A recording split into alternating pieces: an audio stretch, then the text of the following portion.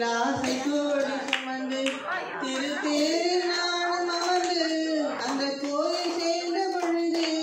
அந்த கோயிலின் மணி வாசனை இன்று மூடுதல் முறையோ மணியோசை கேட்டு எழுந்து நெஞ்சில் ஆசை கோடி